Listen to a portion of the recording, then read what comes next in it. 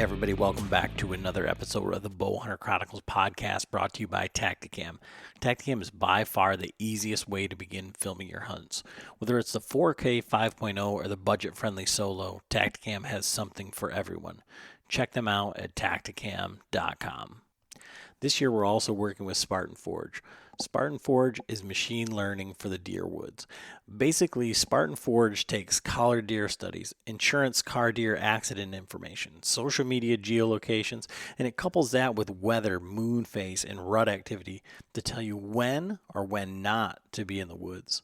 This currently has an online interface at spartanforge.ai, but the app is currently being built and set to launch late summer. Once the app goes live, you can expect there to be a price increase. But if you use code BOWHUNTER, you can save 25%, and that will stick with you as long as you use the Spartan Forge services.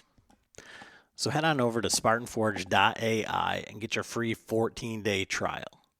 All right, hope everybody's having a great summer. We're back with another episode of the Bowhunter Chronicles podcast. John is on vacation, so this one is myself, my brother-in-law, and we've got Nick Otto of the Huntavore, and we're talking about, I guess, kind of one of the big things that's kind of been pulling at me the last maybe year and a half is gear versus woodsmanship, marketing, kind of the whole social media space, kind of everything that's involved with that. So Nick has a podcast. He's in kind of more the hunting and cooking world, but he sees all the same things on Instagram, subjected to all the same marketing and everything that we are. And my brother-in-law, he's, Frank's son, he was up at the Total Archery Challenge with us, hunts with me, hunts with hand-me-down stuff. He doesn't see as much of the marketing. He sees all of the stuff that we get, all of the products, all of the new things, and he's like, "Oh, look at that! Look at that! Look at that!" And it's just a great discussion. And it's a fun chat too. So I think you guys are really gonna like this one. But real quick, just gotta say, for all of our Patreons out there that have been jumping in our Marco Polo group, if you guys are one of our Patreons and you're in that, we've been having some great discussions about distance driving to public land and kind of releases and all sorts of that stuff. So if you guys are Patreons and you're not utilizing that, we got about half of the people in there. Definitely a great place, kind of like a real-time forum without all the Facebook bullies and everything. People are just really in there trying to help. So check that out if you haven't gotten into it. And if you don't know what Patreon is crowdfunding for creators. Basically, they support us and they get the most input on the show. Most of these episodes that we've got coming up are based on things I've polled them and said, hey, what do you guys want to hear from? Hey, these people are interested in being on the podcast. What do you think? Would you like to hear from them? Things like that. So, but basically, again, crowdfunding, they support the show, and we give back as much as we can. We do quarterly giveaways. One is coming up, going to be next week as soon as John gets back, and we're going to get to giving away that bow. But I got back from vacation, and then all of a sudden John's on vacation, so I didn't realize that. But we're giving away that B-stand Tacticam 5.0. Oh, excuse me, a Tacticam fisheye package. Tacticam fisheye package, and those fisheyes, fully submersible, super awesome. I mean, wide angle, works with the remotes, price point camera at, just under $200. Comes with a head mount, which we utilize during turkey season. But a great, like I said, I think that's going to be the Tacticam solo killer. Pair that with one of the Tacticam 5.0s. That's great. They're giving away one of those packages. Base Map is giving away one of their packages. We're going to have them on. If you haven't checked out, if you have Base Map and you haven't checked it out in a while, there's been some updates, and they've got this range estimating feature on there now that is just incredible. Really, really cool. Even if you got the free version, I believe it's on there, so go download it. If you want to use it, you can use our code Chronicles. Save you 20%. You have to go online to do that, but that makes it $2 per month. So $24 for the entire year, for the entire country, tons of layers. They give away one of those packages. Let's see, what else are we giving away? We're giving away one of the Spartan Forge packages. That app is just about out. Bill is getting ready to retire from the Army. He's a warrant officer in the Army. If you guys aren't familiar with Spartan Forge, go back, listen to that podcast. Go on YouTube and you can see there's a Vitals Live webinar on it. There's our podcast that we did. But that app is getting ready to come out. And as soon as that app goes live, it's going to be a little bit more expensive. You can use code BOWHUNTER. You save 25%, and that'll be for the entirety. And that's not a monthly fee or anything like that. That's a one-time deal per year. They also have a veterans hunt coming up here in November where you're going to get to hunt with, some of the pro staff. I mean, you've got Andy May, Taylor Chamberlain, Greg Litzinger, Johnny Stewart, bunch of guys, Garrett Prawl, a bunch of good friends, Parker McDonald. Those guys are all pro staff, and that veterans hunt is going to involve as many of those guys as can make it. And definitely be looking out for that. We're going to have a podcast coming up with him. But we're giving away one of the Spartan Forge memberships. Zinger Fletchings, shot those, if you listen to the last podcast, all up to Total Archery Challenge. Very impressed, even impressed John, giving away a set of those. So just a ton of stuff. We try and give back as much as we can because we do appreciate everybody that helps support the show. It helps us to go to things like the Total Archery Challenge. It helps you. This podcast was edited on a program that I've purchased with, the Patreon funds. It helps to make this show better every single time. And we do really appreciate it. You can check that out at Bowhunter Chronicles Podcast and click on the Patreon tab. It's on our Instagram, or you can go to patreon.com/Bowhunter Chronicles Podcast and see what that's all about. But again, this podcast is about kind of like how we view the industry. And then also Nick is into, like I said, his podcast is cooking, and it's after you slapped your tag on it. Now what do we do? That's what Nick does. But we get into an interesting conversation about salvaging roadkill and eating roadkill and all that. I know you guys are going to love this one. Thanks for listening. Tell a friend. Tell somebody else. Tell them that it's okay to eat roadkill. But thank you. Thanks for listening. All right, everybody, welcome back to another episode of the Bowhunter Chronicles Podcast, and it is just Adam tonight. Kind of what you're, I guess, as far as like what you're used to.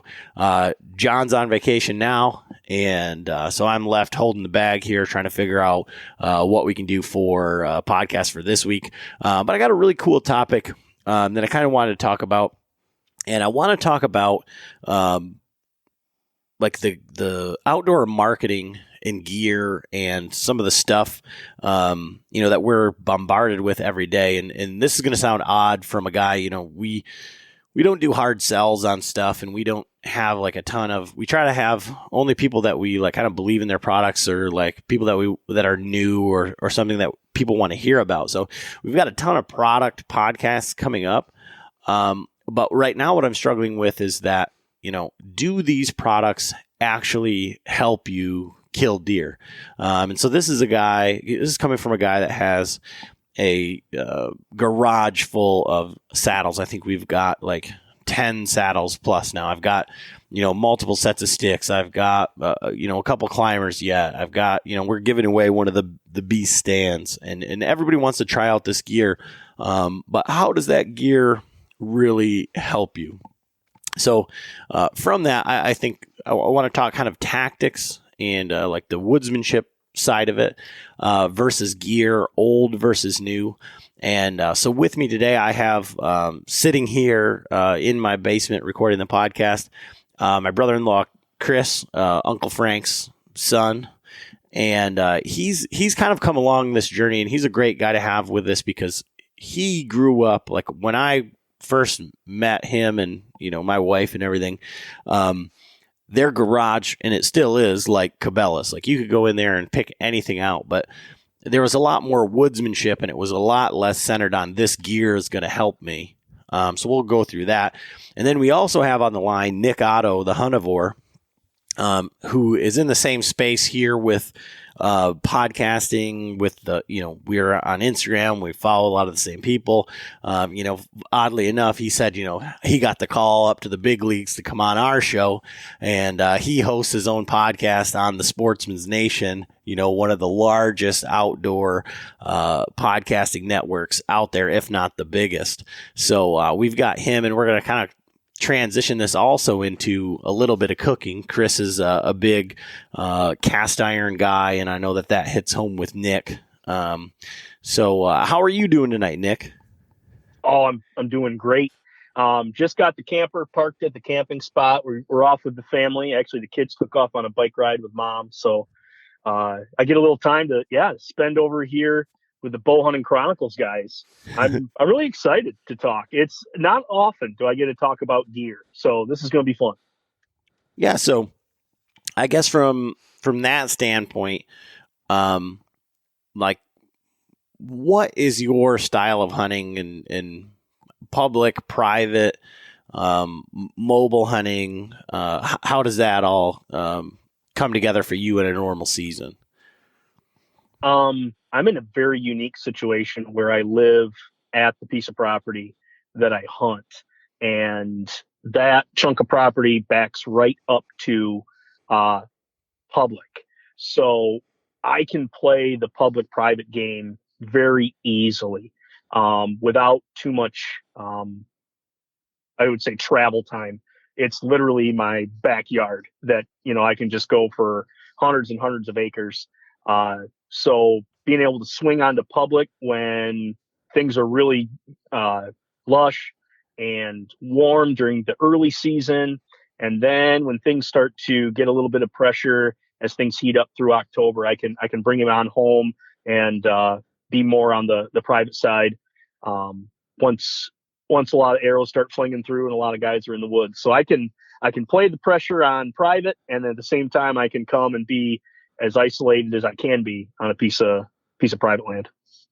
And then, Chris, let's get a little bit of a introduction to you and like your hunting history as far as style of hunting equipment, and like how you go about each and every year for hunting. Well, you have to be consistent with whatever you hunt, but to me, you don't need the top dollar equipment to do it. First, when it comes down, if you're going to hunt animals, you have to learn that animal first, at least before. You can have the best of gear, like you're saying, but if you don't know what an animal does, it's going to be very difficult to kill it. And then unless you're feeding it in some way or doing that. So if you're naturally just going into the woods, I was always taught, find sign first. That's the number one rule. If you find sign, chances are they're either going from bedding or to food or to water. Out of those three things, other than that, I've never had a whole lot of private to really hunt. So it's always been very, not difficult, but a lot harder, I guess, than other people have it. But that was the first thing that my dad always taught me, was to find the sign. Then once you find the sign, then if you want to start hunting individual animals, like for instance, bucks rather than does, then you start finding buck sign. You start finding whatever else, and you follow that along. So with that being said, I've hunted with, and I'm still hunting with hand-me-down stuff. If you can't afford it, but yet it's still good, why not use it? And if you get more consistent with that, then you can get to whatever you want with it. That's the sky's the limit, I guess, nowadays with equipment and everything along with that. But that's always been my main goal first is find the sign of the animal and where it lives first, and then go from there on what you want to do with it. And so what is your hunting setup as far as are you hunting like preset stands? Are you hunting mobile? Are you hunting? Oh, it's definitely mobile. I'm still hunting a 2-piece loggy bayou stand. Pack in, pack out, and that's why it's getting more difficult every year watching you guys carry all the saddles and the lightweight stuff going in. And I'm definitely thinking about switching to something like that, and I think it'll be a lot better, physically wise, just walking in and out. But other than that, I still think I can get into most positions that people could with the saddle, except for, obviously certain trees I can't get up. I need a pole tree or something like that to get up without trimming or anything like that. But still, very run-of-the-mill average stuff, though. I'm not shooting very expensive arrows. I'm not shooting $1,000 bows. I'm not, you just got to practice with what you have. That's more or less what being successful. And then for you, Nick, as far as you said you were going on to public and then coming back onto the private. What's your hunting setup and what's your go-to as far as, during those different types of the year? Recently, this past year, I did make a change to a saddle, and off of a climber. So I was in Chris's situation. I had an old man climber. I actually really liked that. That hammock seat was very comfortable. But at the same time, it was made all out of steel. It wasn't out of aluminum. It was heavy. And having a chance at one of I think it was a BHA event. Actually, I think you were helping me set up in it. Is I got to shoot an arrow out of one of the saddles, and really getting a chance to just play with it, go up a tree a little bit, climb up a stick, kind of figure out that system. Really, really helped. And so when I do go on to private early, I get a chance to go out into some really thick patches where I've just seen traditionally animals be. And rather than have to take back a setup or leave a setup on public, I can just scurry out there, climb up the tree in the area that I wanted to be in, wait for the deer. Roughly about that, second week, it's like, all right, I'm seeing more flashlights, I'm seeing more trucks. So I just kind of bring it on home closer into the private, and it really kind of opens the window, of like what Chris was saying, he's got to find a pole tree, where I'm climbing in spots that traditionally I've looked at, but I was like, that's either going to have to be a hang on, or I'm going to have to figure out something because the climber's not going to get up there. I don't want to cut all that cover down. So I've eventually just had to move on. So having the Phantom has really opened up spots that I've known, I've seen, but just haven't figured out how to get into those yet. So I guess where are you at then, Nick, with all of the marketing and the hype and all of these, we're going to have the guys from the Dryad saddle, which is that complete hammock thing. And Chris got to see one of those up at the Total Archery Challenge. And for me, I thought, this thing's got to be a joke. It's ridiculous. And how many guys are going to fall asleep in that thing? That's where I'm thinking. Because how many deer did you see today? Well, none on the inside of my eyelids. I can tell you that. Yeah, I talked with the guy that's behind it. I can't think of his name right now. But really nice guy, and I got to see one. Some of our Patreons are on his field staff, or they're helping him develop some of the things that off of the Generation 1. And but there's the Flat Branch Outdoors, there's Latitude, Tethered, Trophy Line, Arrow Hunter, Wild Edge, and everybody's trying to sell you the newest, latest, greatest one. And these Facebook forums and everything, and everybody's arguing over which one's better or which one's the best. And I've kind of come to a point like now where I'm just thinking like, at some point I have to say that this is enough. Like what I have is good. It's working. And I need to spend more time in the woods, like going to the same spots with upgraded gear, isn't necessarily gonna move the needle for me. And to me, saddles are almost like shoes in a way. Like you can't say so if somebody's feet are built different, you can't say, hey, this shoe's the best shoe for it. Well, it might be completely different for this person. It's the same as saddles.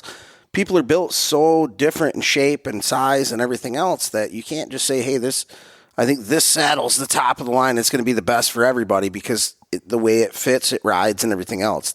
To me, that's how Yeah, and to that same point, like it isn't even like the saddle is the end all be all. I mean, upstairs in the box we got, like say, one of Dan Infault stands, and that we're giving away, the Lone Wolf custom gear stuff. I mean, they're super lightweight. There's stuff. Nothing to it.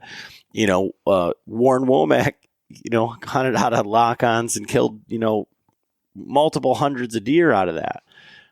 And I don't. How many guys are still of like the old Darton army of, they got 2-decade old bows that are still slaying deer.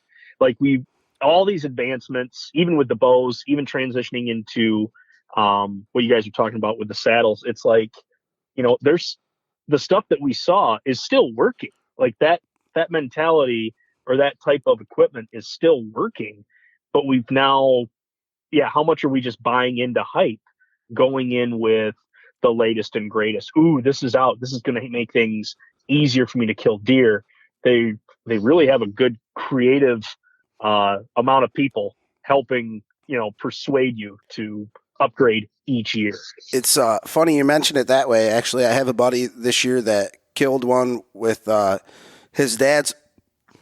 I don't know the year of the bow, but it's an old school Firefly with aluminum arrows. Same setup that his dad had, In 20 the 90s, early 20, 90s. 30 years ago. And he shot another deer with he killed a nice young buck with it this year again, and it's just like, you look at that and it comes back to, like I said, consistency and everything else, So Nick, with that being said, and you're talking about the Darton Army and like that sort of stuff. Like, where are you at? Because like I said, we're seeing the same stuff and we're in the same space. Like, you have a podcast and you're involved in all of this. Like, where do you stand on like the marketing or the skills, or like, you know what I'm saying? Yeah. And it's this whole, I don't think we can say verse. Now, like when we say tactics versus gear, I think verse is the wrong term, but at the same time, it's a great way to open up this conversation, because how many people do we see that, I'm going to hunt this year, fresh out of everything. I'm first generation hunter, and I need to go get this, this, and this because I've watched a whole bunch of YouTube. I've been on the forums. I listened to this Bow Hunter Chronicles episode, and apparently I'm supposed to like go and get the best strings ever somehow and get John Dudley's hair wrapped inside of it. You can go off the deep end and have all the latest and greatest, but it's not going to, like Chris was saying, help you find the deer. There's got to be an education first as to what you're going to be able to do.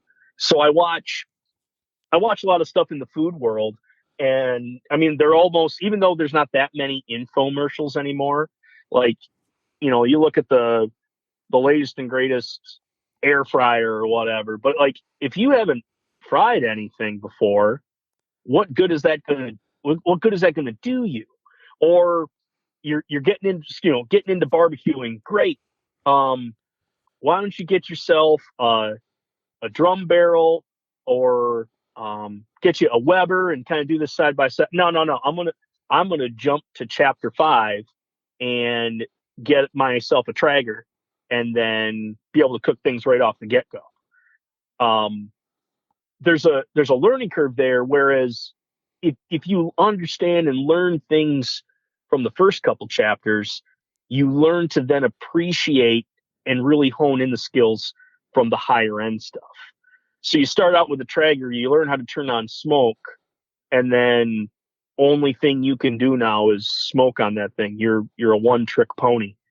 But at the same time, you go through these barbecuing steps with like a Weber, or you use one of the drums, and you go through the babysitting stuff where you got to watch it and you got to make sure you keep temperature, and then you step up into a Traeger and you're like, holy smokes, this sucker controls the temp. Well, now I can take the time that I was messing with fire, messing with coals, messing with air, I can now put that into making a glaze. I can put that now into making a side dish or playing with different woods that I normally wouldn't do. So to jump in, I would say with all the latest and greatest, I think you're missing out on the nuances that you get from the basics. Chris, does it sound like we're on the same page with That is 100%. Like I'm sitting here shaking my head, looking at Adam, going, I can't agree with you more. I mean, and that's the thing. Like, so 100% what you're saying with the Traeger and everything. It's, don't get me wrong, they are amazing. They are an amazing piece of equipment, but it comes back down to, like you're saying, babysitting a coal fire for the right amount of heat to try to get that meat to hit a certain amount of heat and everything else. And then whether you're wrapping it or doing whatever, you're at the same concept. So the knowledge that you already learned about cooking before you even hit the Cadillac of cooking is, But as you go back through that, and like I'm thinking about it, I'm watching Chris because Chris is 100% that guy, and the listeners, that's another reason. Like I'm just waiting for this thing to explode into a cast iron cooking tangent, because these two guys are very, very similar in that. And that's why it's going to be super fun. But I'm just thinking about like the two things parallel in such a way as right now I'm thinking about, coming up on 4th of July weekend, and like Chris and I went on a 3.5 mile journey to find the spot where one of my trail cameras is at right now. And I'm going to go back in there this weekend, and it's going to be hot and humid. There's going to be ticks and bugs. Full of ticks. It's going to be not fun. And that isn't as sexy as buying a new RX-5 or, getting the new saddle, because I can post. I mean, some of those things are like very visceral things, right? So I can post dumping the water out of my boots on social media, but it won't get as many likes as if I post up my new bow, or you know what I mean? It's not as sexy. It's not as cool. Like, and that's the part about, I guess, both, because I've burned so many pieces of meat cooking on charcoal, trying to get that temperature right. And I'll get the temperature right, and then it goes too high, and then the meat gets too hot, and then I'm just balancing because of the amount of charcoal, the oxygen, the way that temperature starts to rise, and then once it really takes off, it spikes. But I've been trying so hard to get that temperature. But it's the same thing with hunting. It's like, I have to imagine that we've all been there on that piece of public land or whatever, like where you're starting to hone it in, and you're starting to figure out like, this is the spot and this is where I need to go. And then as soon as you think you've got it figured out, you get to that spot, and then you see a whole bunch of trail eyes, or you see, a lock on stand, or you see hunter sign, or you finally go in there to sit the sit that's going to be the one, and then here comes the flashlight, and those are the hard hurdles to kind of to say, okay, well, that isn't as fun as buying new stuff and trying new stuff and getting lost out in the gear. And I've heard it said about, like, say, motorcycles is a good example. Like, there's a lot of people that like motorcycles. They're like the idea of having a motorcycle, but they don't like riding them.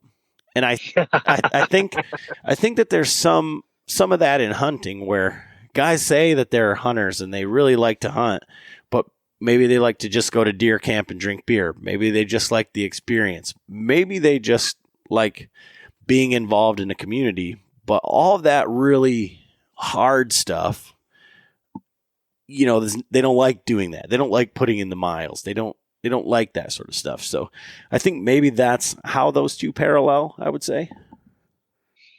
It does.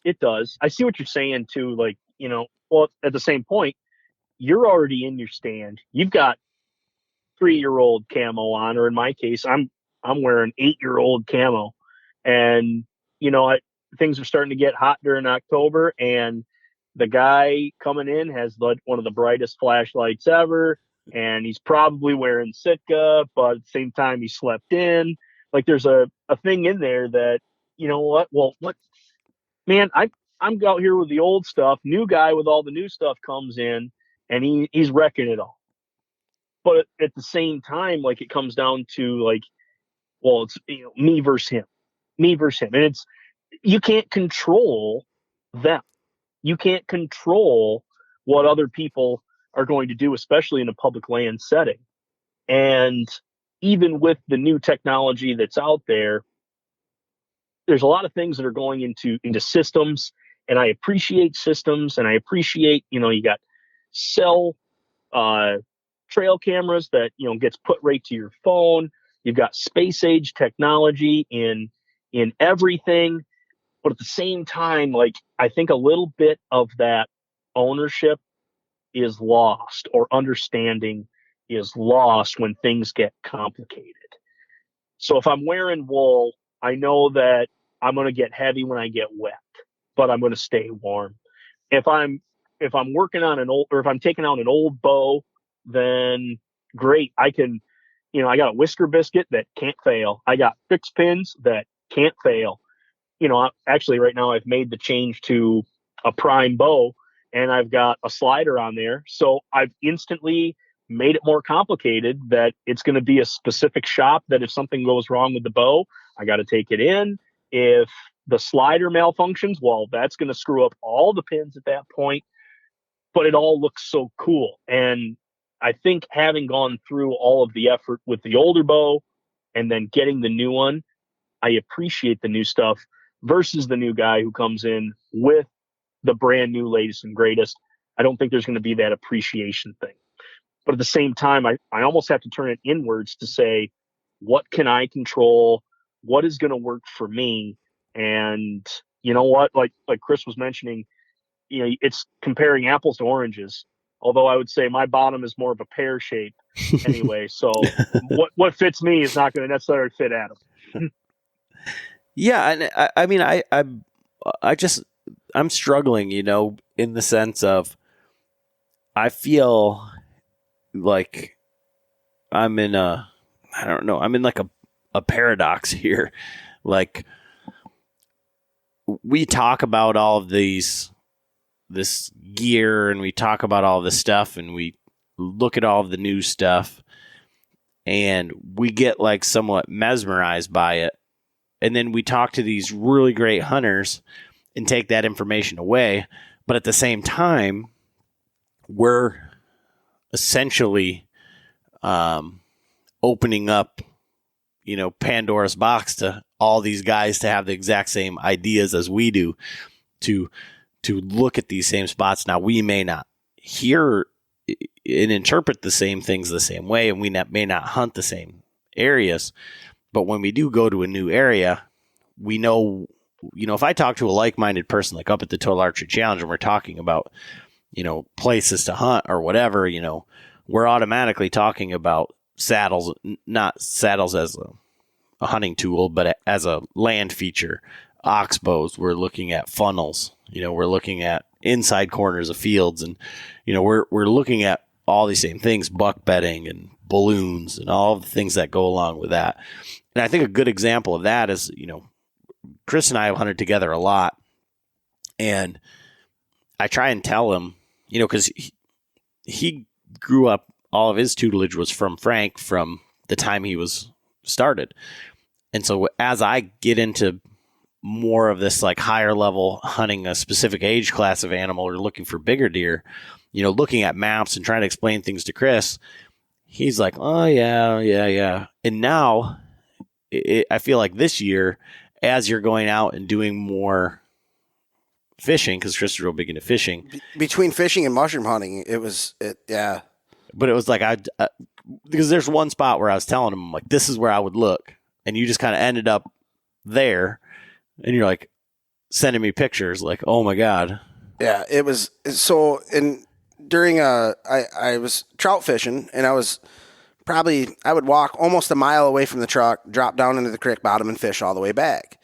Well, you're already down below ground level most of the time, and on one of these peninsulas or oxbows, just like you were explaining. I had to get out of the creek to come around a log jam, and all of a sudden I literally fell right into one of the biggest buck beds I've ever seen in my life. And it was, whether it was the one that did the rubs on the trees right next to it or anything, but then when you stop and look at the layout of the land, the way the wind would probably be blowing and everything else, it's like it all made sense. It all clicked right into why that animal was laying right there. It was really neat to know why that happened. As to where anybody else that didn't know that, they would just walk right through that clump of grass and them two trees and be like, they have no idea what they're, we're in some nasty stuff. And they have the Orvis waders on with a Sitka underlayer, and they walk right through. They never saw it. For sure. That's so cool, Chris. I love that story. Yeah, and then probably a month before that, I was mushroom hunting, and I walked around a giant swale just looking for mushroom spots, and I'm like, man, this has to be 100%. This has to be amazing deer bedding. And as I'm saying that, the wind shifts, and 3 deer hop up 15 yards from me, and they're looking at me, and they can't tell I'm there yet, but then the wind shifts again, and they smell me, and they just run away. Well, then all of a sudden, 15 yards away from that, I find a buck rub on a tree that's bigger than a softball, and I'm like, well, 100%, this is like, and I start looking around again, and I'm like, well, it makes complete sense why everything's down in here, in this swale and everything else. So, I mean, it's starting to click together and make sense in certain things. And I think that information, like, that's what I'm saying. Like, so we're in this spot where we're trying to educate, and we're learning just the same. So it's not like I'm trying to teach people like where to find this stuff. I'm learning on the same token, and I'm trying to, bring this information to bear.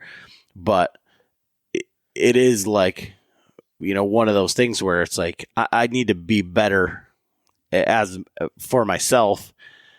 But we're giving all of the information. Everybody's getting the same stuff out there.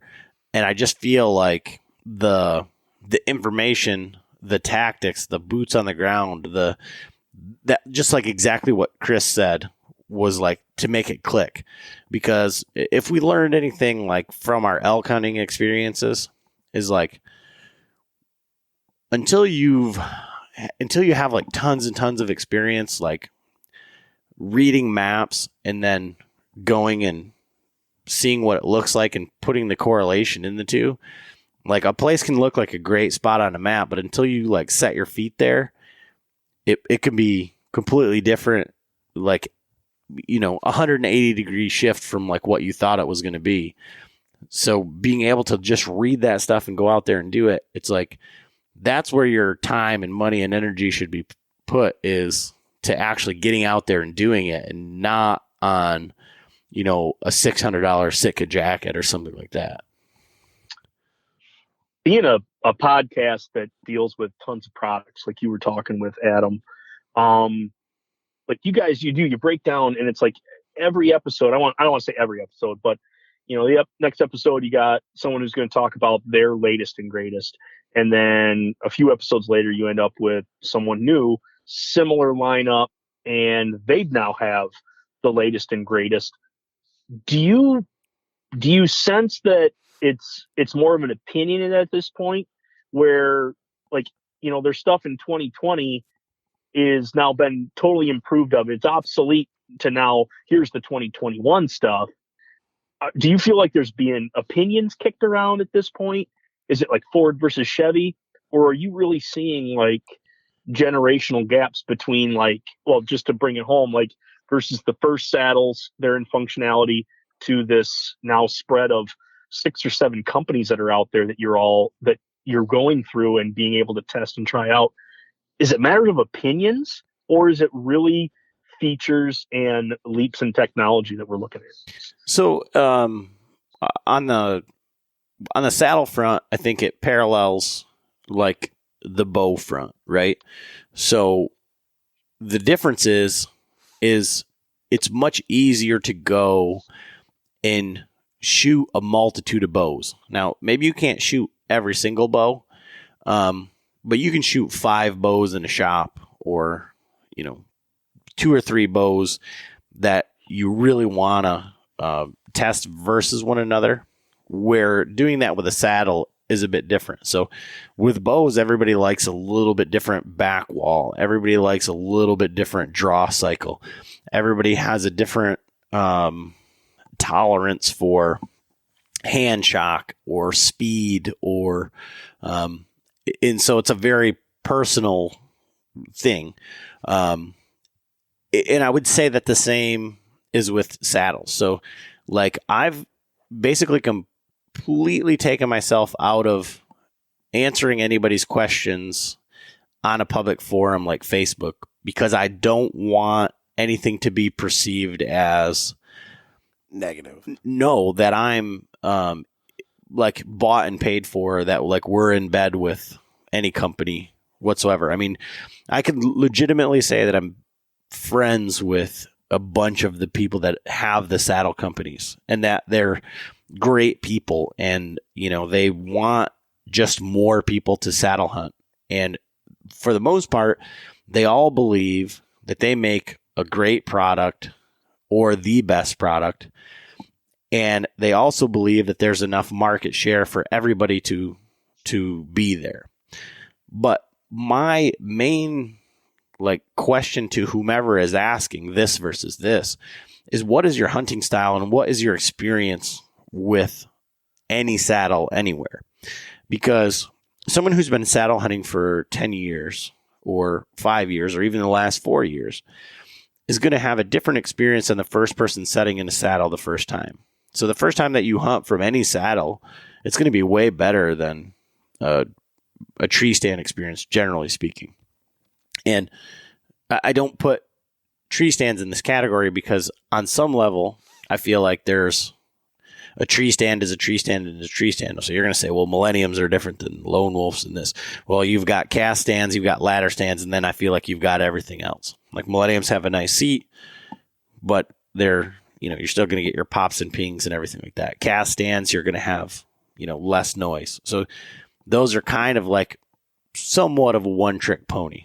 It's, you know, there's a little bit of user thing, but you're not going to get in one tree stand and be like, I hate this one, but this one's the best, you know, outside of, you know, weight and, you know, those features I've already talked about. But with a saddle, the more you sit in it, if you're the first time saddle hunter, you're going to be like, man, this is great. This is a way different experience. And then as you sit in it, you're going to be like, oh man, this one kind of binds here. Or if I was going to redesign this, I would change it here. I would change this, or man, this thing's pretty bulky. I wish there was a smaller version, or like wish there was less material here. And I think that that's what's happening. I think that, you know, Tethered, obviously they took all the things that they wanted and they put it into the Manus. And then they hunted with that and it was great. But then after a year or 2 years, so say a year or so of testing and then a year of production, they said, now that we've made this saddle, these are the things that I would change about it. Then you've got, you know, Trophy Line came out with their second version and how they would change theirs. And they started with their relaunch of their original products because they knew that they wanted to stay true to their Trophy Line brand. They had loyal supporters that just wanted the same Trophy Line. And they knew that they were going to have to come out with something different. And they did. And they came out with something that is still more of a Trophy Line, but it has, you know, the upgrades that they thought that they needed and what they did. And then with Latitude, you know, Latitude came out with the first real full not just webbing saddle, you know, so it has panels and everything. And so now you've got the Cruiser Archon. You've got the Flat Branch makes one, and there's one that's called like Overwatch Outdoors that's pretty slick. That's a 2-panel like that. So what we're seeing is different variations of that. Now, I think a lot of people are saying there is a big market and there has been an issue with supply. So these other companies, I think, are jumping into the fray. So I don't think it's necessarily like Ford versus Chevy. But I think in your major players, they're the ones that are changing things for the actual hunter and not just trying to jump into the game. And I think that that's where some of these smaller guys are. But that's why I think that Dryad saddle is just something that's so completely outside of the box that's why I want to talk to them about it, and that's why I did talk to them. And it's just because it's that much different. Like, that guy didn't say, I'm going to get into the saddle market with this thing. I mean, he obviously believes that that's, a superior product because of that. It isn't a copycat thing. I mean, if that makes any sense as far as like what you're asking. Yeah. Because I think we get hung up onto either brand or company or this is the new latest and greatest thing, and everybody's going to have their own mix and match of it. But I don't think it's one of those things where you're going to get the most chance on a big buck just by throwing money at it. There are things that can be solved by throwing money at it, but I think with hunting and pursuing an animal, like Chris was talking, it's going to be one of those things where people who understand what's going on, they understand the situation. It's going to work out better with no matter the equipment that they have.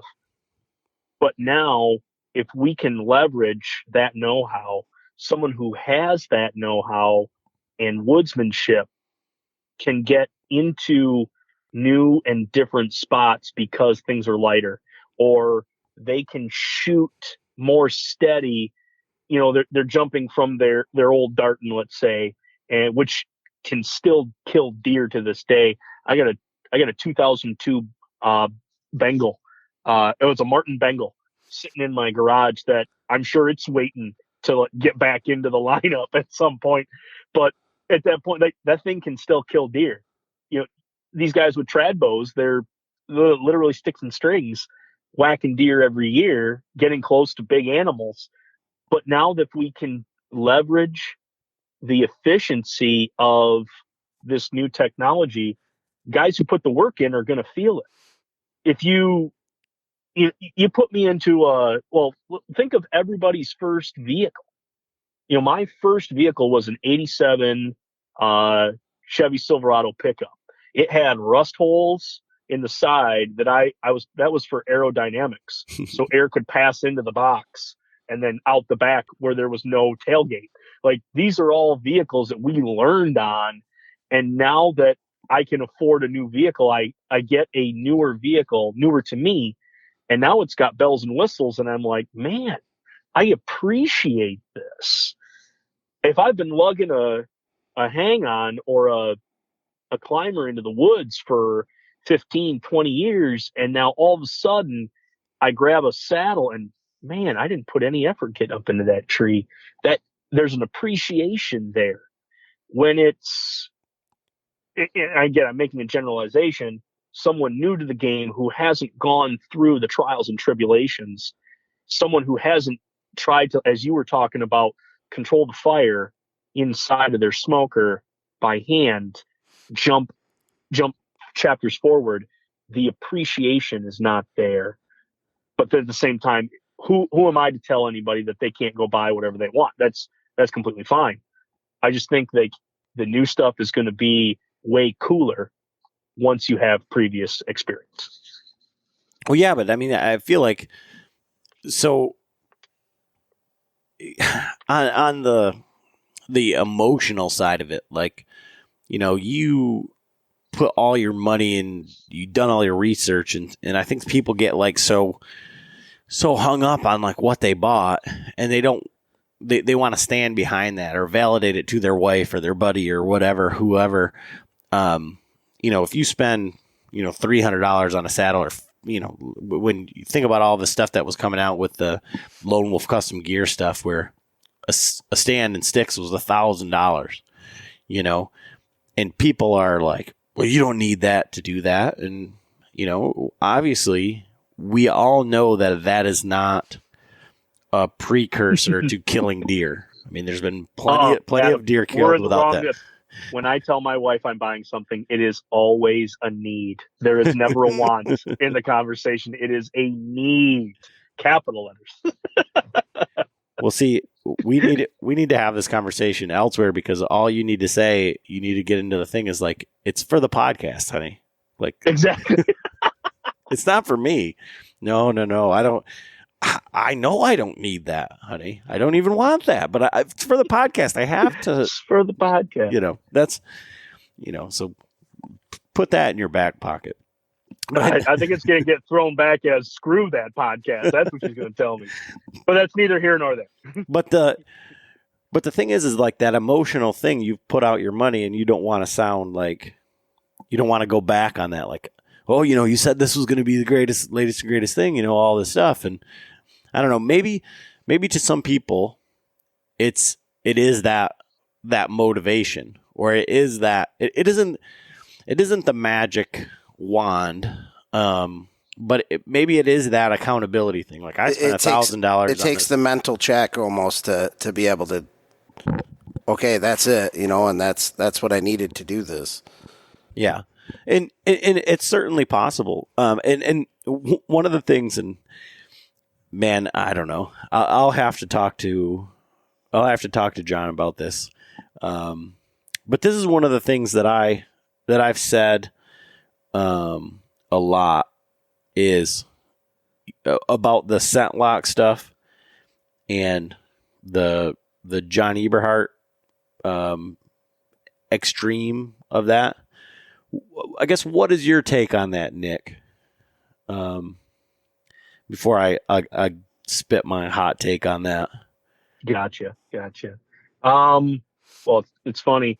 My buddy he's got one of the earlier scent lock suits, and he's a guy, he enjoys hot, spicy food. The man's diet, I mean, he does great during the week, but then, man, when it's cheat day, the dude is all up on sausage, all up on gravy. And I mean, he can eat with the best of them. And so the funny thing is he'll talk about, he's like, I'm sitting in the stand, and, I let out a few butt grunts, and it's getting really warm over here.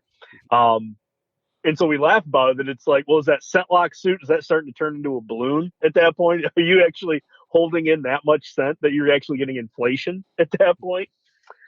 And you can make science say anything you want. I mean, right now, current events, you talk to somebody, well, I've done my own research on XYZ, give it any current event that's out there. And at some point, it's just kind of like, you know what? We're going to bend statistics. We're going to bend science, or find things that validate what I want it to say. So be it, folks that love like the ozonics machines that throw ozone over the top of them at the hunt. And if it works for you, I can't refute it, because you just told me it works. Like, you've seen evidence to prove that. And the same thing with like the scent lock. If you can keep everything inside, and you say, you know what, I have observed evidence that shows that that's right. Hey, more to you.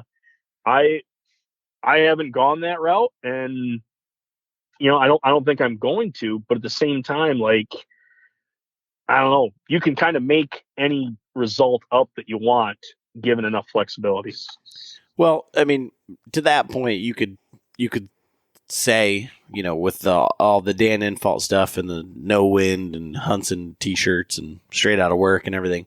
And there's plenty of guys that do that are successful, and you can't argue John Eberhart's wall at all.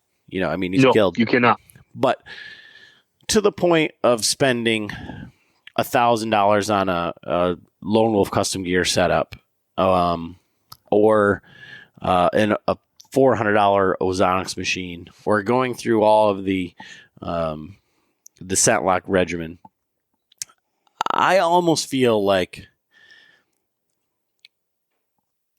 it's like a lucky hat, or superstition, the same breakfast, or whatever. Like, I feel almost like I would I don't think he would ever do it, but I would love to see John go out and hunt one of his hunts without the scent lock stuff, because the man puts in so much time in the woods, just like we're talking about. So, he attributes a lot of his success, to the saddle and to the scent lock.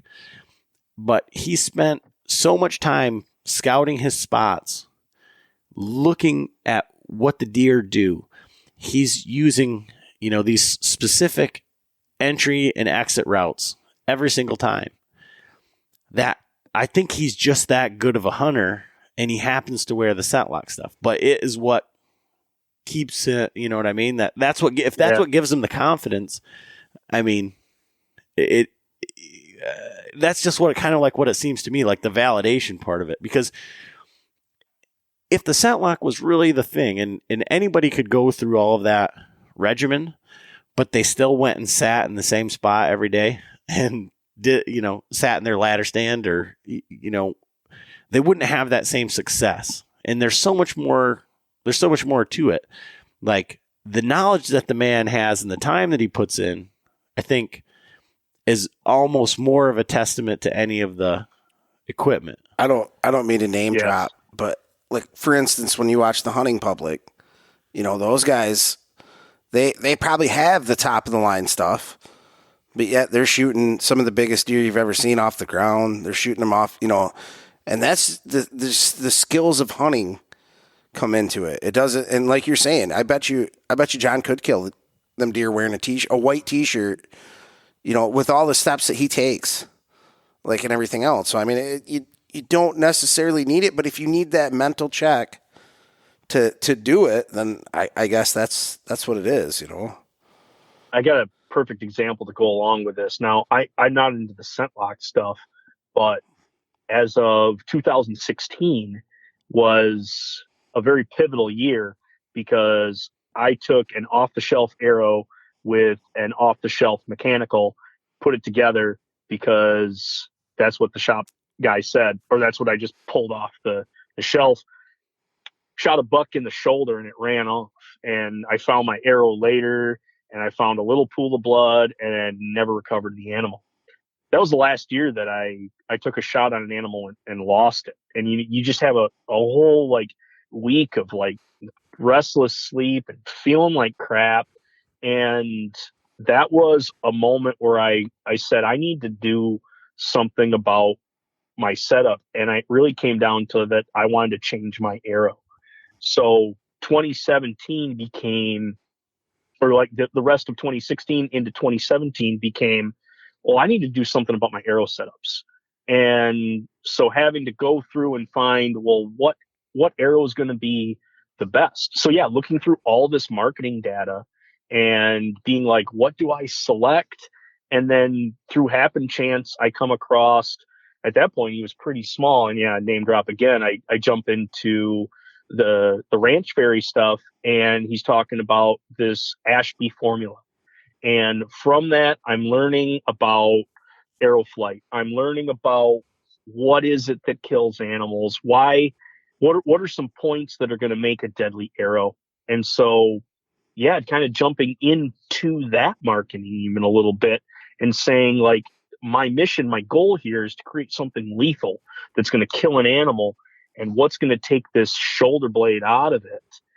I subsequently, in addition to not only being able to create an arrow with, I'm using a single bevel broadhead, I'm using a stainless steel insert. I find myself now actually like creating my own arrows. So I actually fabricated a saw in my shop. Not that a shop couldn't handle it for me, but now I have control of it. This is what I want to do.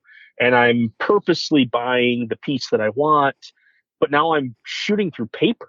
And this is something I didn't know before. So I'm now gaining experience through getting some of this marketing stuff. And so now having the chance to use a new arrow setup that, yeah, is going to, it's with the latest and greatest stuff. But since 2017, I haven't had to track an animal that I've taken a shot at. If I've shot, I've killed it, and it has then dropped within sight. And that's just been one of those like aha moments that, putting the work into it, having to find the research. If John has put in the research into the scent lock and he fully believes that it's going to make a change, like, I think it's making the change. Could he do it in the white t-shirt? Yes. But is that helping his confidence? And I equate that simply to even my arrow, that I'm sure guys would be like, why the heck did you make a 650 grain arrow with a stupid fixed blade, bevel broadhead? And I'm going to tell them, like, it brings me confidence. Yep, And 100%. I can tell you 2017, 2018, all the way up until this past year, it's worked. Whether that setup is going to necessarily work for the next guy, that's to be seen. But I've learned a heck of a lot about bows and arrows just in that little venture alone. Yeah, and I mean that's what I'm talking about. It's like it is to some degree, the lucky hat or your lucky pair of socks, but at the same time, it's the mental check. But again, it is the mental check. But in both cases, with what you're doing, and then obviously all the research and everything that John has done and put into ScentLock stuff, but you're doing it specifically in turn, like you said, you learned more about bows. I'm sure you learned more about the anatomy of a deer and the amount of pressure that it takes to break and split bone and how the single bevels work. And so you've learned that much more to give you that much more confidence in that. So I think you're right. I think, in that the marketing, isn't necessarily always a bad thing. But I think one of the things also that we're dealing with, and I don't know if we've talked about it on the podcast or not, but you think 10 or 15 years ago, what was the Facebook marketing or Instagram or podcasts or whatever, like how much marketing was available to us?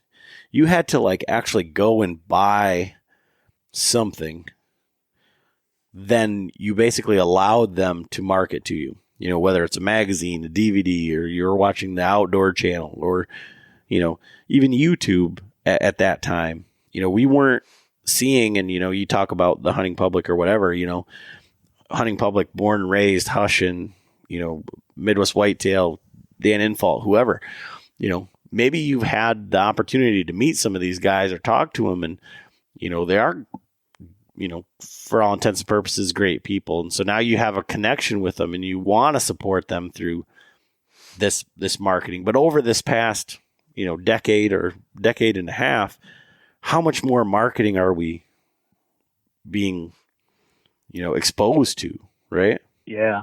I have a great, it was just a funny moment. It had me rolling because I thought it was super funny. So I'm watching YouTube and I got onto, I think it was one of the Hunting Public episodes, and I'm watching, and they're talking about how deep they got to go in. They're going in super dark. They're all packed up and they're heading on in.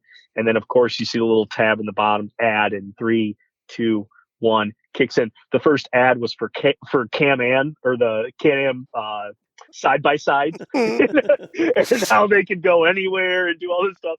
And it just had me dying because, like, literally 15 seconds ago, like, I'm watching guys on public land. The quads that they use are on their legs, man. Like, we're gonna hike in there, and then boom, side by side was the first thing that was marketed to me. I thought that was just hilarious. And like I say, we were never like, this is a whole new age of like the way that this stuff is being portrayed to us, and they do a hell of a good job at it, right? Oh yeah, it hits you all the time. I want to say, like, throughout a day, even if you're with technology, somehow someone's trying to persuade you to go one way or another. I know, here I'm sitting in at the campground right now. I've got my camper sitting right over here. I love my camper. I picked it out. I bought it. It has served us well. But dude, you come in and somebody's got some, 2020 model or some new age thing it's got 3 slide outs. Like, of course I'm going to walk by there and I'm going to, talk to the guy when he's setting it up, or, it's just one of those things. I think it's a natural tendency, as much as what I have is going to work. Like, there's always, like, just like you were talking to Bill, that sex appeal of like the latest and greatest. Like, ooh, man, that's the new one. I gotta go check it out. So how do we avoid this, or or should we embrace it, or I guess what should be our reaction? I think it's both worlds. I think you should embrace it, but I think you should learn that it doesn't necessarily mean that's what you need either. Like, if you want to embrace it, you should be able to. Like, or if you want to upgrade something, you should be able to, but that doesn't mean that you have to be able to do what you love doing still. I don't know if that makes sense. It makes perfect sense, Chris. You know what? Keeping up with the Joneses, whether it's your yard, your house, your hunting equipment, there's always going to be someone who's got something that's going to be quote unquote bigger, better. And at that point, like, why are we out here? Why are we doing these things? And I boil it down to, I want to bring home quality, natural protein to my family. And that's my end all be all for hunting. So if I'm able to do that and I can successfully do it, like, my setup is looking really good. You know, if there is some advancements, to recognize it, look at it, and assess, is this going to help me bring home more quality protein? Then heck yeah, go with that. But that's something that I've set in front of me. It's a check and balance. It's a mission statement. It's a vision that I have. Whereas if somebody else has a different vision of, I need to go further, lighter is going to help me go further. But then by all means, get into this lighter space age stuff. If your goal is to go have a great time with the guys at deer camp, you want to be able to, play cards, cook a bunch of brats, and go out there and have a great week in the woods. Well, assess, well, I do this for 1 week. Maybe I don't have to spend all this money. So I think even as guys are going through that, and I know it's kind of maybe a cliche thing, but to put on paper a mission statement or a vision of why you're doing this. And even this, if this is a hobby, then you know what? Great. Then keep it as a hobby. If this is the lifestyle, well, then maybe assess it as a lifestyle at that point. So it seems like you have, and I can't think of the quote or whatever, but there were 3 things. I can only think of 2 of them. But they're like, I only bring it or get it if it'll make me go further or stay longer. And then there's another one, but I don't know. Maybe be more efficient as a killer or whatever. But it seems like you had a line drawn in the sand where you said, this arrow issue that you were having, it didn't accomplish the job that you set out to do. You had everything in place and you got the deer where you wanted it. You were able to make a shot, but it didn't equate the outcome that you were looking for. Outside of that, where is the line in the sand?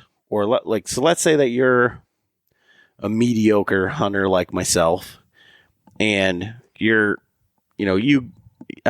don't have any, I don't feel like I'll have any problem killing a deer.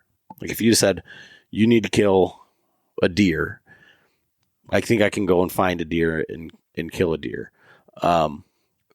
But like, let's say I want to upgrade something. Like, where is that line in the sand where you say, like, do I need to upgrade? Yes or no? Like, man, all this marketing is saying I need a new bow, I need a saddle, I need this. So where is that line in the sand outside of, like, not killing or not killing? Right. I'm going to defer to Chris because, man, that's a heavy statement there, Adam. We're going to tell guys, this is where you draw the line in the stand, man. Chris, you get to take this one. This is all yours.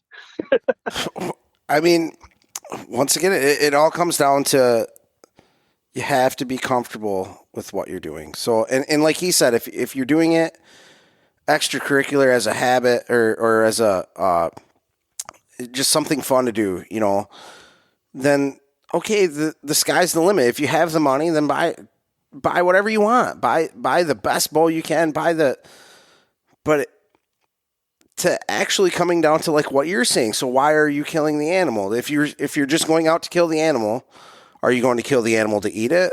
Or are you going to kill the animal for trophy? Or are you going to? So that's, I guess there's several categories onto why you would buy what you need for that job. And I love to eat the animals. So that's, to me, that is my main goal first, that and the fun of the hunt. So, I mean, if I do not need the top of the line gear, the top of the line bow, the top of the line, whatever I'm doing, the fishing pole, the top of the line, whatever it is, if I'm having fun while doing it and it's consistently, I guess if I miss 3-4 deer and I find out that it is a piece of the equipment that's causing it, then okay, yes, I do need to upgrade that equipment. But so I guess you just want to say this, and what you're talking about just brings back a little memory of this last year where you're talking about the fun of the hunt, and like when it's time to upgrade is what we're talking on now. So Chris and I walked back about I'd say a mile, just over a mile, I believe it is. yeah. And then we were walking back, Chris, and I'll let you take it from there, and we'll decide. Maybe we'll let Nick decide if it's time for you to upgrade something. So I'm not. Yes, I'm excited for this one. I am not what you would call in marathon shape. All right. So we walk out all this way, and then it gets dark, and we got a little bit turned around. One of us did. Well, all right. So, one of us followed the other one then. So we as we were coming back and we finally get back on track, by this time I'm a little overheated from carrying this giant 2-piece Loggy Bayou climber around in my bow and everything else. And I'd had all my equipment on still at this point. We made it not even halfway back to the truck yet at this point, on the right path finally. And here comes the log. So I am a short guy, I guess you would say, short frame, short legs. I made one leg over the log, and as the next leg went to go over the log, it clipped on the top of the log. And once the stand and my pack and all the weight went forward, I went right with it. So I nosedived down, and the stand's laying on top of me. And I just laid there for a minute. And then finally Adam looks back and he's like, are you all right? I'm like, yeah, nothing's hurt. I need a second. I need a break. And so I was like, well, you got to come over here and get this stand off my back. So, I mean, I probably could have did it, but I was exhausted at this point. And I'm looking over and he's got this little saddle and a couple of sticks with him. And I'm like, man, maybe it is time for a change. Maybe. Well, so then You think that would be the end of it. So we make it about 100 yards from the truck. After I got up, I'm doing good. And Adam's like, you all right, man? Are you good? And I'm like, well, hold on a minute. So then all of a sudden my mouth starts salivating a minute. And I was like, hold on. I just set the stand down and I might have went and threw up whatever I had, the night before that. And then, then I was good though. Like once I did that, I got rid of all that excess that I didn't need. And it just goes to show you too, you should eat better and get in shape and stuff before you go walking miles into the woods carrying poundages of stuff. But that's my own fault. That's wasn't the gear I had. Oh man. Anyways. So given that scenario, do you say, I need to make different life choices, or do I need to buy different gear? I would definitely say life choices. All of the above here, Chris. Yeah, you're probably right, man. Oh, man. How many guys have been there, though? I'm sure there's been a point where they've just pushed too hard. I find a crutch in the quick throw up. You give yourself the second wind. That's been something that I've been known for as well. But yeah, a little bit of time on some self-improvement. Maybe a little stretching here and there. Let's start. We don't have to go hard. Let's just start out a little easy. For sure. And get yourself a bike and do some biking a little bit. Let's work in the cardio, but to take on the Ironman Public Land Challenge uh, straight after biscuits and gravy, it's not a good setup ever. No, you are absolutely correct. Carbs are not your friend in that point. And but I will say this: I think it was the next week or two we were right back in there, and we saw lots of deer the next 2 or 3 days. That we were actually a little bit further from where we were. So, it just goes to show you that we were in the right spot, and everything else. I would have had the correct gear at that moment to do the job. I just wouldn't have been able to get it out of there. Well, hey, as a fellow short guy and fully understanding the log situation, as much as, trees look daunting when they're vertical, sometimes when they're horizontal and they're right around that 3 to 4 feet, sometimes it's easier just to go under them suckers. I'm not even going to worry about going over. I'm going under. Maybe it's time for a little bit of an equipment check, and just knowing that you're going to be making these longer treks. I think your brother-in-law sitting right here with us, I'm sure he would loan out one of the many saddles that he has sitting there. He's probably going to ask you a full survey so that he can talk about it later. But if you've got it at your disposal, that might be a good route for it. And this has been the conversation for the past year, actually. and he's like, we've got several you can try out and everything else. So it's coming down to it. My whole thing with that is I think I would rather have at least the little platform rather than just because you run with just the top step on your the Artisan Outdoor, same thing that you're running, Nick. Yeah, I'm running that little step, and it's working for me. Yeah, you don't need anything. I mean, if you like to stand up, or if you I don't know.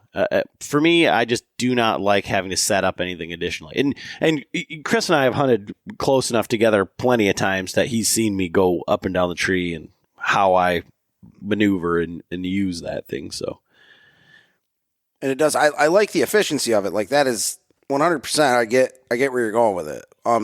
But as me, like I kind of have some back problems every once in a while, and I do like to stand a lot. So like even when I'm hunting.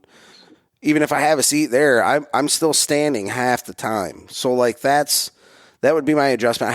I have to get in one. I have to just sit in one for a couple hours and see what it does. And I'm thinking this year will be that adjustment. So pretty quick here. I'm probably gonna be sitting around in some saddles. So for you, Nick, we talked all this this stuff about the Traeger and these. Smoking and cooking, we really didn't get into, any of that side of it. So your podcast is basically kind of field to table type cooking, exactly. Right? Exactly. Where you guys take over on the before the shot. I listen to your podcast and several others on. I need the help to get to the animal, find the animal. Let's figure out where I can get to bigger animals because they're going to have bigger loins. Let's not beat around the bush here. Bigger animals are going to have more meat, but at the same time, like where I take over is going to be after the shot. Like, bam, animals down. What are we doing at this point? And people have been doing this for a millennia as far as killing animals rather than scavenging and being able to then create something that's delicious, that's going to nourish, their growing brains, to have them continue to think more complex problems, create culture, yada, yada, yada, human history. But at the same time, like being able to create something amazing out of an adventure that I had getting an animal and being able to relive that story, or to even just be able to create a meal that is delicious and not lackadaisically done. Whereas if you abuse wild game, it's not created in a controlled space like a domestic meat is. Now, don't get me wrong, don't diss domestic. It provides a amazing palate, and we still have some of the best food here in America, even locally, where you can get from farmers and growers. But at the same time, like taking something wild and then creating something that is delicious and different, it really, I want to say, is it amplifies it brings the whole hobby, the whole adventure back to circle of why we're doing this, why we're going out there. And so being able to use traditional equipment, for example, cast iron, or being able to do something over coals as opposed to propane or natural gas, there's an element there of play at that point where instead of taking a picture, I'm painting a portrait, if that makes any sense. It does. Sure. One of the things that you said there, and this may catch you by surprise, I guess. So this is maybe a little bit out of left field, but you said, for millennia, people have been harvesting game rather than scavenging. You, if anybody's following along with your podcast, have become quite the scavenger of whitetail roadkill. Ooh. So for those of us, this is true. Oh man, I've been caught. So for those of us out here that Chris and I have certainly eaten roadkill. We've been party to just that. I am not opposed to it. But so for people out there who might be saying like, how do you do that? Or when is it safe to eat? Where do you make your distinctions? Roadkill etiquette, could you kind of go down that road for us? Yes. Folks, first off, you have to have zero shame. That is going to have to come along with this whole package of you have to go in with confidence. There's got to be zero doubt in your mind that you're going to be walking away with pieces and parts of an animal that has been smucked by a vehicle. This past year, I had the chance to do it, and I was really kind of put to the test.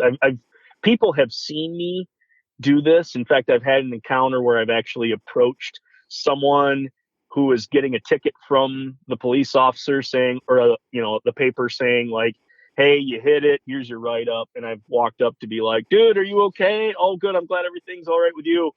So about this deer, go in that conversation. But with this pandemic that happened, I decided to let my hair grow out. So I have a longer mullet right now. And so it was in its prime, right around whitetail season. And I was actually dropping my son off at school before I had to go to a different school to teach for that day. And I'm driving along and I witness the accident happen. I see the critter get hit. So instantly I'm like, oh shoot, like, do I have the time? Like immediately, like assess my scenario of how much time do I have? And I have to take the boy to school first, drop him off, and then haul butt down the road, got back to the spot. Deer was still there. Pull over, get myself ready to go. I pull it out of the glove compartment, pull out the knife that I always have in there, and began to go to work. And as I'm doing this, like light is still like kind of coming up, and I realize like I am alongside of a large housing development. There are like 4 to 5 homes, literally 50 yards from where I'm now crouched down next to this little button buck that just got hit. And I'm sure they have probably at these houses have named it, have fed it, and it's just like something they see every day.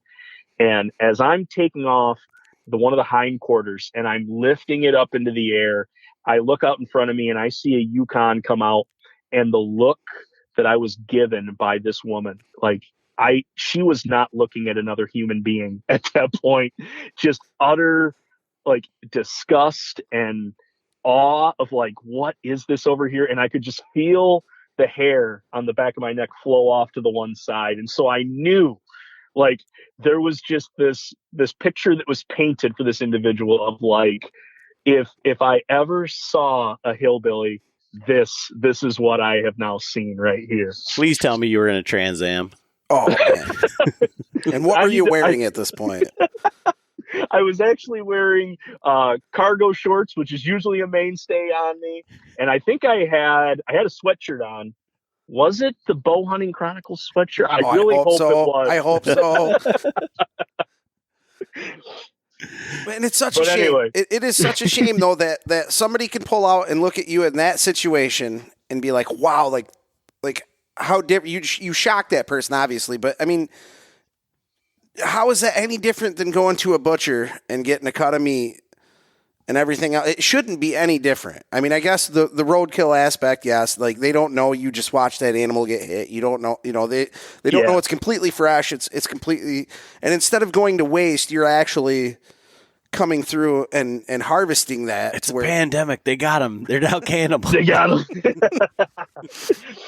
But Chris, I think you hit the nail on the head too. There's something about, like, I don't know. It's if nature's eating nature, people don't seem to have a problem with that.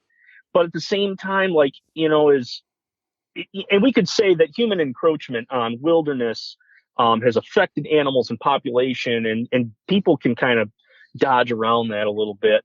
But in this case of, you know, in the case of roadkill, it's someone's negligence behind the wheel that has killed that animal. And I mean, deer pop out all the time. They're quick, and you know what? People hit deer all the time for many various reasons. Is it maybe sometimes people are texting? Maybe they're not paying as much attention to the road. Unfortunately, well, maybe fortunately, I've not ever experienced hitting a deer myself. Now I'm going to knock on wood because I don't necessarily want to damage my vehicle, but at the same time, like, I don't know, maybe it's being a hunter that I'm already like, oh, there's a deer. Like, I'm seeing the deer before it's crossed the road. But now that I see the one laying there, there's an instant connection, or an instant like reaction of like, this was without a doubt human negligence that has killed this animal. And will it go to waste? No, that thing will get scavenged, put right back in, let's, cue Circle of Life from Lion King.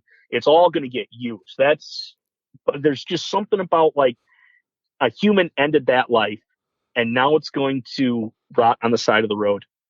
And there's something about that maybe I don't know. I feel that's a waste. Is it waste? No. But that's kind of my gut reaction. Is it's like, we go out and pursue these animals in their environment and we try to get as close as we can, and we celebrate that essence of that animal that we were then able to bring home. But at the same times, we put that on a work day and I'm late and I smuck that deer and now it's, shoot, now I got to go to the shop. Like, it's just a jarring difference, but it all includes the same beautiful creature. For instance, just to go along with what you said too, I think it's not necessarily a waste to Mother Nature, but it's a waste for what you're saying. A human took that life and everything else. It's a waste for humans to let that. I guess it's not going to go to waste. Nature is going to take it. But anyways, going on that, my friend actually had a fawn run out in front of him just a couple nights ago. And actually, he had no choice. Like, the first one went in front of his truck. He almost stopped. And the second one went right underneath his truck.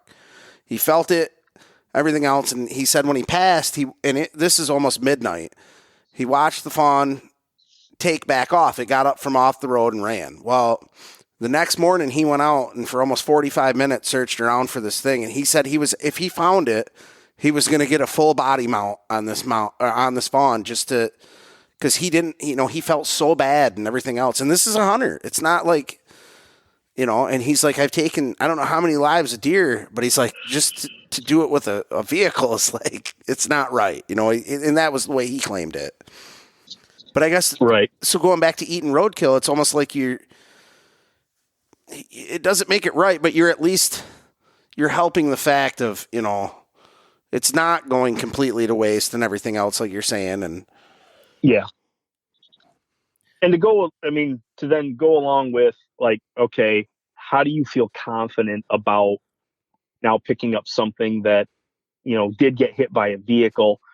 Because a lot of times you walk up and not given the situation, yeah, it's spoiled. You don't want that. And so I mentally go through a checklist to give myself the green light to take, or the red light of it's too far gone. I didn't get here in time. So depending on what you're seeing and what you're doing, if you can approximately guess the time of the collision. That's one way that you can assess whether this is still going to be pursuable or not. So I take the same way to work that I do that I come home. So I see that route twice. So as I go to work, I'm seeing, like, if I see a deer there, a new one that I didn't see the night coming back, I can approximately gauge that happened last night. And then at the same time, I'm going to work and I come home and I see a new deer. I know it happened sometime during the day. So there's an approximation there. I know that it was the night before, or I know that it was during the day that this happened. The second is going to be time of year. Most of the ones that I do happen to get are going to be in that December, January time, where I know that uh, conditions are going to then hold that meat. That deer is going to be there for that length of time, but it's going to be chilled at that point. It's literally laying on a snowbank, or it's sub-zero temperatures. That thing, if I get to it and I still feel the cavity and I still feel a little warmth, I know that what, probably anything in that gut is not going to be worthwhile. But at the same time, there's two haunches and two shoulders that can be assessed at this point.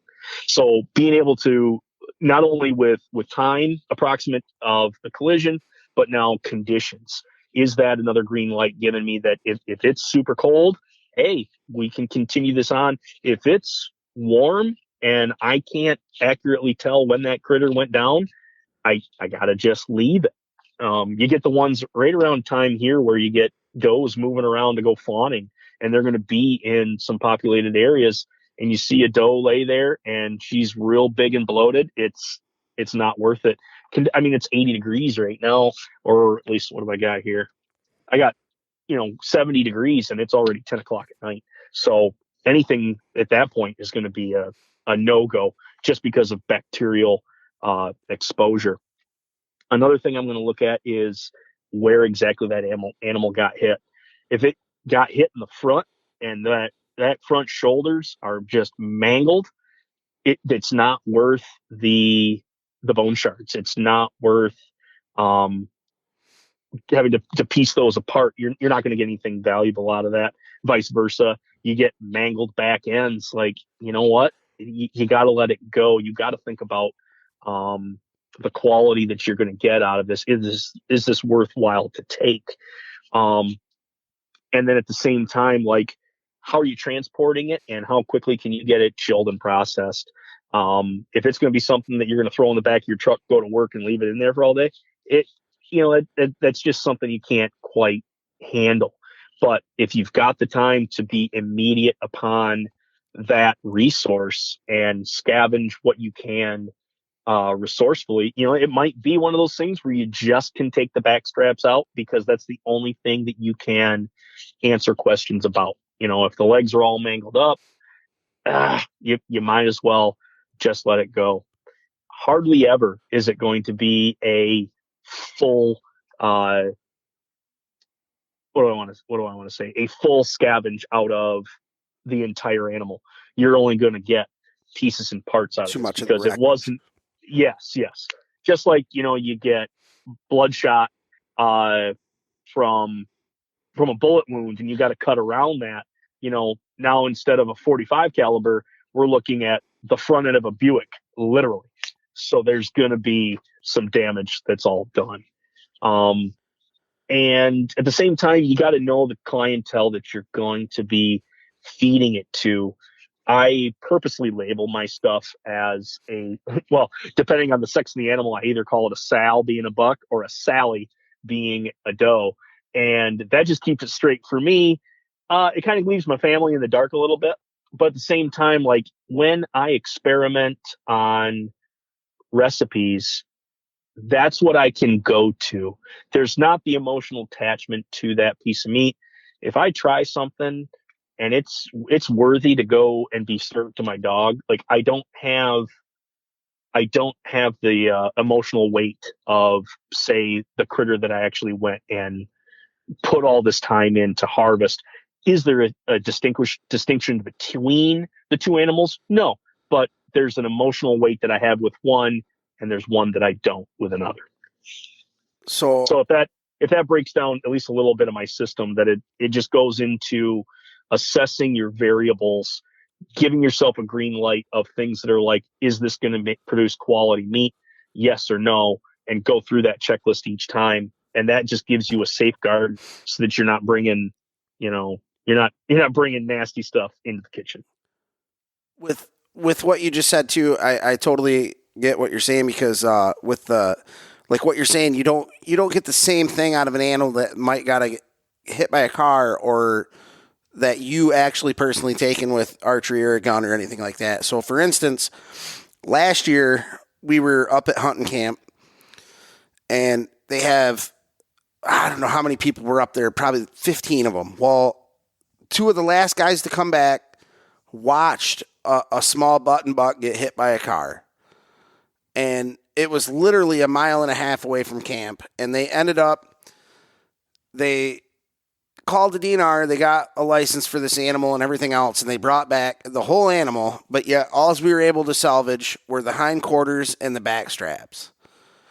With that being said, we took advantage of that, and I had never cooked half a deer over an open fire, so we were able to drop this deer. We had already had a fire going, and we dropped half this whole deer completely over an open fire, seasoned, started braising it with beer and everything, and we threw some cherry wood on the fire, stoked it down, and actually cooked 2 hindquarters of a whole deer right over the open pit fire with the loins. I mean, and it was just the experience to be able to do that. You're like, man, if it comes out not the greatest, you're like, okay, on one hand, this deer was gonna, go to the coyotes anyway on the side of the road, which it actually turned out quite fantastic. It was a little tough, but anyway. Hey, at that point, yeah, like you said, that is such an incredible experience culinarily, where you're able to then, like, I get to do one of the big fire, the stake it down, put it over the fire at this point, get to do all the fun stuff, like you said. That's an experience you got to share with people. And there was freedom in that because it was like, this was going to go to waste. Now it's a gift that you were granted in order to get to do that. Right. And it was not necessarily maybe the best way of cooking an animal of that, but it was definitely edible. I definitely would have fed it to my dog too. Like I know that. But one of the things I want to know about is, like, as we're getting into summertime and stuff, like, do you have like a go-to like brat recipe for venison or something like that? Man, brats are so much there's going to be guys that love their specific type of brat. I love a jalapeno cheddar mixed with pretty much any protein, be it beef, be it pork. I'm going to have to agree with brat. you, Nick. Yeah, it's just a setup that it just goes so good. And I've talked about that with a couple individuals, and immediately they've been shut off, and they're just like, no, I don't do jalapeno, or I don't do this. But I really love a barbecue brat. I like a real, like, sweet brat.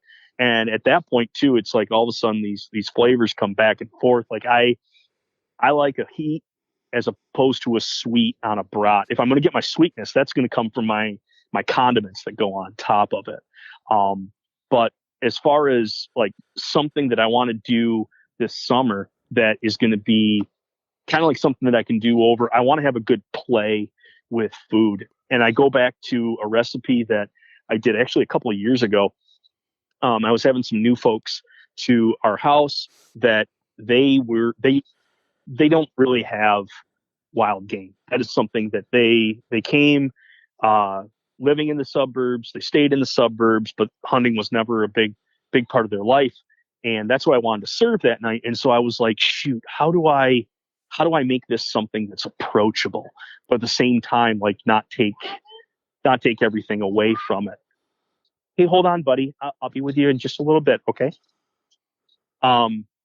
So the one thing that I'm really thinking about right now is a little bit of like a Middle Eastern, serving of venison, because a lot of times that in the Middle Eastern cuisine, lamb is used, mutton is used, and I find that those same quote unquote gamey flavors apply back and forth to the two. So gyros was a big thing that I did for these individuals, and they just got a huge kick out of it. Now I kind of mixed the idea of a kebab and the gyro. I didn't layer up all the like the meat and then like slice it off where it's on the vertical spit, but I ended up chunking out couple roasts. In fact, I used the inside round for that, and I chunked it up into like inch quarters, and or inch pieces, and ended up putting that into a marinade. And that marinade was full of a lot of really pungent flavors. Cinnamon, I used cumin, coriander, and I want to say I had a little bit of cayenne in that as well, just for a touch of heat. But it really was heavy on the spice, just because that's how things are used over there. And skewered those up after a good sit in the fridge, and then put those directly on the coals. I went with like a caveman style cook on that, where there was no grate there. I literally took the kebab, put it straight onto the bed of coals there, and it's 45 seconds on a side. Literally let it do its thing, rotate it, let it do its thing, rotate it. And when I pulled it off, you had a really hard char on the outside, but a beautiful medium rare on the inside. And so then be able to come up to the table with these kebabs and have a tzatziki sauce, yogurt based, has cucumber in it, lemon, a couple other little spices in there as well, but easily whip that up. You had your fresh tomato and some lettuce there. And I unfortunately, I had to go store-bought pita. I hadn't gotten into making my own pita bread yet. But anyway, to be able to put that together and serve that up, I can't think of a better meal, a better summertime meal than something like that, where it's like you get together and you get to assemble your own. And at that point, like you could take a bite and you got the crispness of the lettuce, but at the same time, you got the meat just done the way that you wanted it done, and the tang from the tzatziki sauce with that pita bread. It all just worked out. Like I couldn't think of anything better to have on a hot summer night. Well, that sounds fantastic. My mouth is absolutely watering, dude. Chris is over here like making like bodily motions, and like he's is he rubbing his belly? Counterclockwise or clockwise? Which way is he going? Rubbing a lot of different things over here, Nick. I'm not gonna lie. It's thighs, bellies, everything. I'm sweating now. I think I got the meat sweats, and I didn't even eat anything yet. So for people who aren't familiar with your podcast, or like they want more of this kind of recipe, they want more of this kind of stuff, like where can people follow along? And I know you're doing some videos and you're doing some recipes and some other stuff. Like where can they find all that? Yeah. Currently I'm over at sportsmansnation.com. That's where a lot of my episodes are housed over there.